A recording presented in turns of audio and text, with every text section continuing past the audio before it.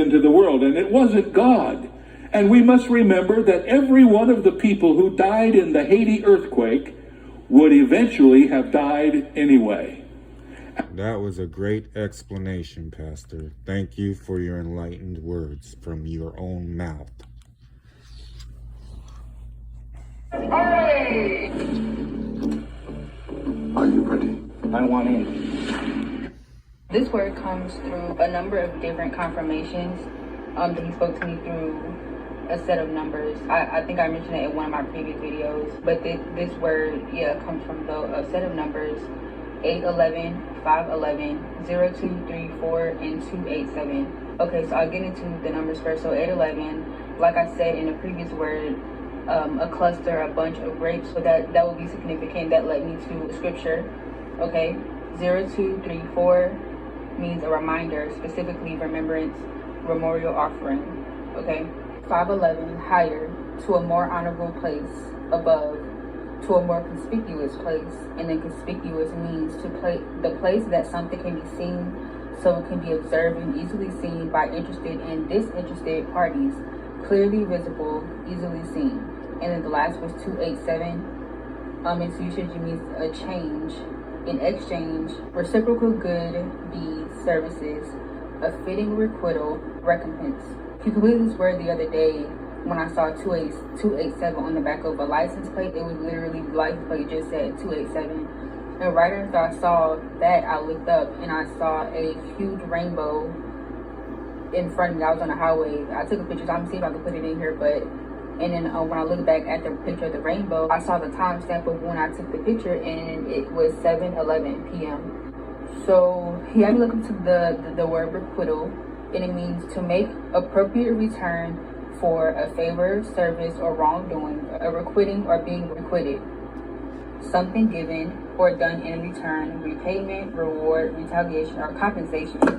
Then so he gave me the word recompense. So basically the message is, we're going from the pit to the palace.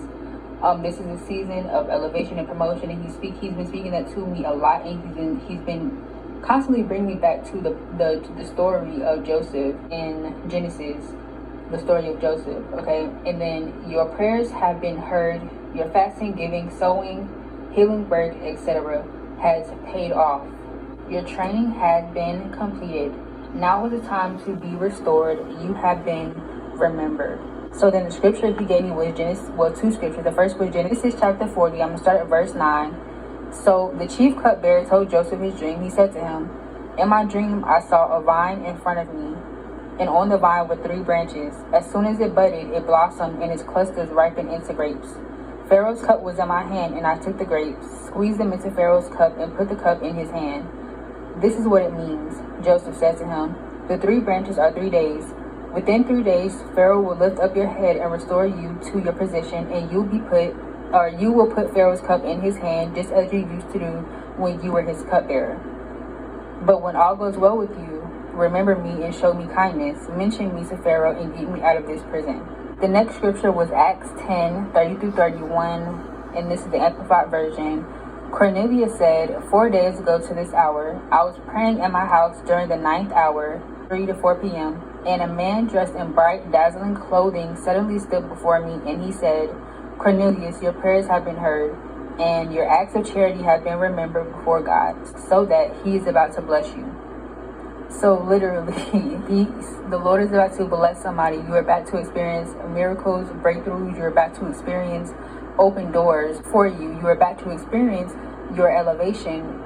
You're about to experience your restoration and recompense for the things that you have sown, for the work that you've sown, for the help that you've given, for the prayers, for your tears, for your crying, for your effort, for your dedication to this journey. Whatever you've sown, however you've sown, and whatever you've sown into, whatever it is that you are in need of, whatever it is that the Lord has been preparing you or training you up for, He's about to put you in position.